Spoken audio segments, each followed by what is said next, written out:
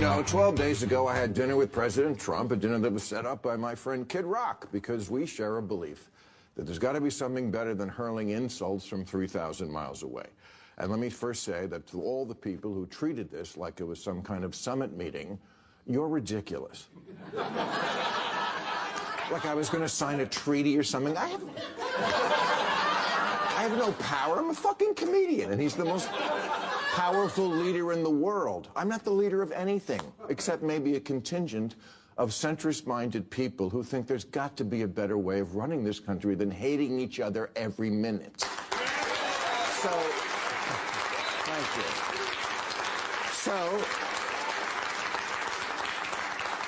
Okay, so meet up in person. Maybe it'll be different. Spoiler alert, it was. First good sign, before I left for the Capitol, I had my staff collect and print out this list of almost 60 different insulting epithets that the president has said about me. Things like stupid, dummy, lowlife dummy, sleazebag, sick, sad, stone cold crazy. Really a dumb guy, fired like a dog, his show is dead. There's 60. I brought this to the White House because I wanted him to sign it. Which he did.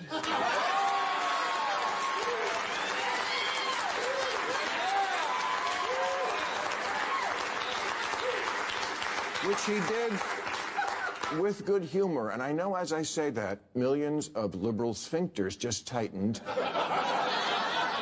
Oh my God, Bill, are you going to say something nice about him? What I'm going to do is report exactly what happened. You decide what you think about it. And if that's not enough pure Trump hate for you, I don't give a fuck. Yeah.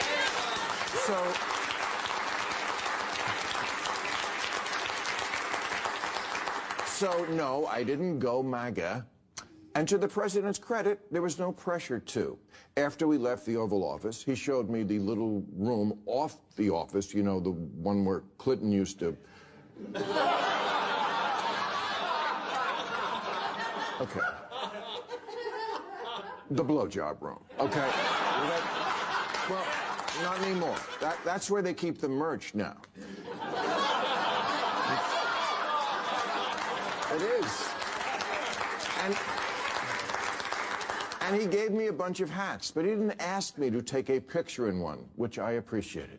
The guy I met is not the person who the night before the dinner shit-tweeted a bunch of nasty crap about how he thought this dinner was a bad idea and what a deranged asshole I was. I read it and thought, oh, what a lovely way to welcome someone to your house.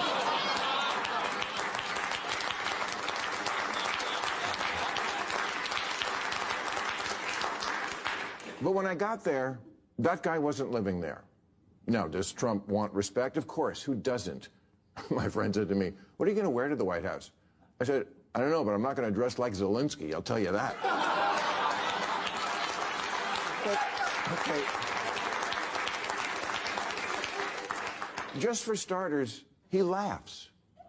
I've never seen him laugh in public, but he does, including at himself. And it's not fake. Believe me, as a comedian of 40 years, I know a fake laugh when I hear it. And I thank you for them. No.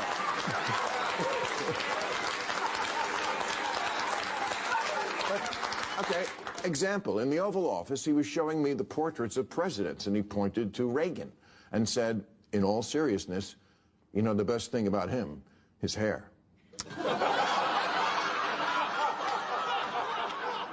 I said, well, there was also that whole bringing down communism thing, waiting for the button next to the Diet Coke button to get pushed and I go through the trap door.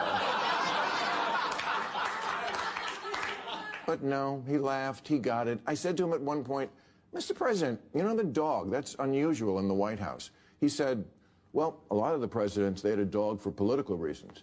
I said, no, people love dogs, that's what that is. Oh, yeah. Okay, that's true. I'm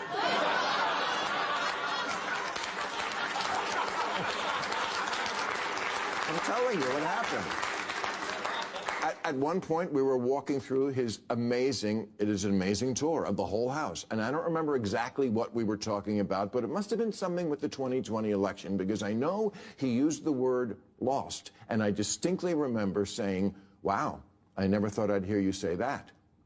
He didn't get mad. He's much more self-aware than he lets on in public. Look, I get it.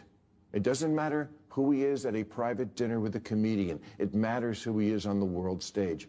I'm just taking as a positive that this person exists, because everything I've ever not liked about him was, I swear to God, absent, at least on this night with this guy. Bob, Kid Rock, told me the night before, he said, if you want to get a word in edgewise, you're going to have to cut him off. He'll just go on. Not at all. I've had so many conversations with prominent people who are much less connected, people who don't look you in the eye, people who don't really listen because they just want to get to their next thing, people whose response to things you say just doesn't track, like, what? None of that with him. And he mostly steered the conversation to, what do you think about this? I know, your mind is blown, so's mine.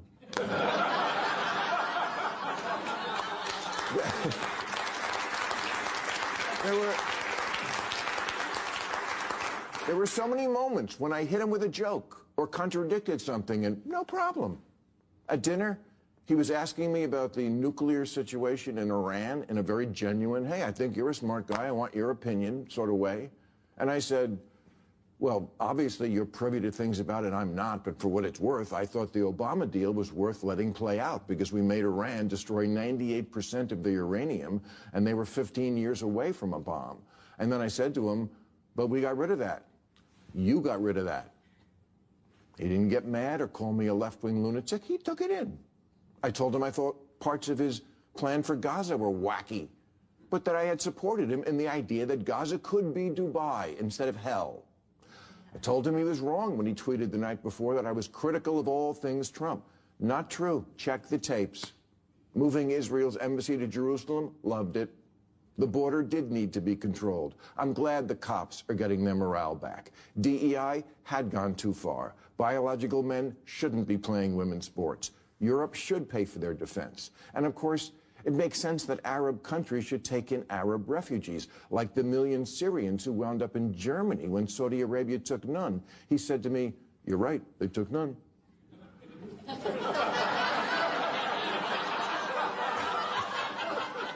I said, well, you should remind your boyfriend in Saudi Arabia that the next time you see him.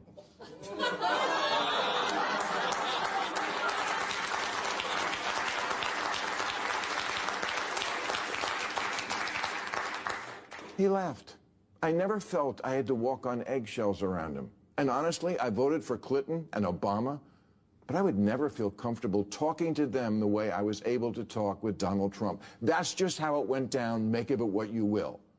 Me, I feel it's emblematic of why the Democrats are so unpopular these days. He was even okay when I checked him on the orangutan lawsuit. He was.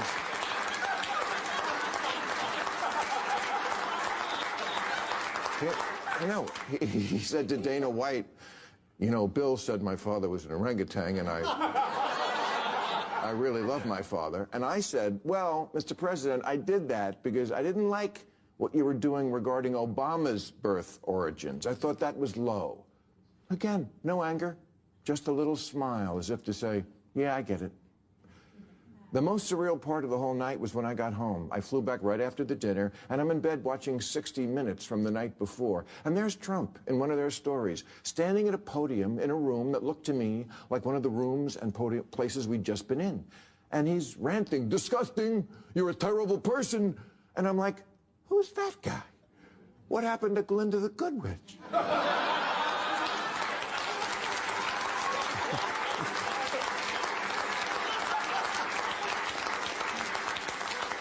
And why can't we get the guy I met to be the public guy? And I'm not saying it's our responsibility to do that. It's not. I'm just reporting exactly what I saw over 2.5 hours. I went into the mine, and that's what's down there.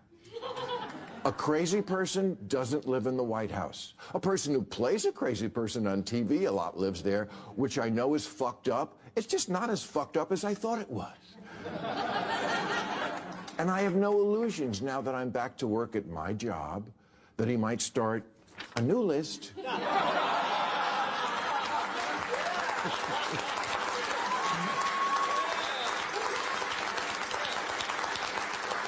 Because I don't have a good feeling and will be critical about a lot of what he's doing. The trade war and disappearing people, ruling by decree, threatening judges, gutting the government with glee.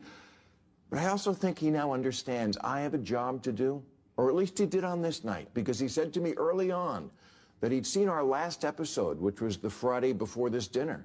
And he said, I thought maybe you'd be nice, but you hit me really hard. I did. Because I'm not going to pull my punches that presidents get to propose a third term for themselves. He understood that, and without animus. That doesn't mean he's not going to try to do it. At one point, I said to him, you're scaring people. Do you really want to be scaring your own citizens so much? And I know now you're all saying, and what did he say to that? Honestly, I don't remember. But it wasn't, okay, I'll stop. So MAGA fans, don't worry. Your boy gave me nothing. Just hats. Hats and a very generous amount of time and a willingness to listen and accept me as a possible friend, even though I'm not MAGA, which was the point of the dinner. My favorite part of the whole night was we were standing in the blowjob room. We were. And he said, you know, I've heard from a lot of people who really like that we're having this dinner. Not all, but a lot. And I said, same. A lot of people told me they loved it, but not all. And we agreed. The people who don't even want us to talk, we don't like you. Don't talk, as opposed to what? Writing the same editorial for the millionth time and making 25-hour speeches into the wind? Really, that's what liberals have? He takes the piss out of everybody else, and we can hold ours? Okay, that's my report. You can hate me for it, but I'm not a liar. Trump was gracious and measured, and why he isn't that in other settings, I don't know, and I can't answer, and it's not my place to answer. I'm just telling you what I saw, and I wasn't high.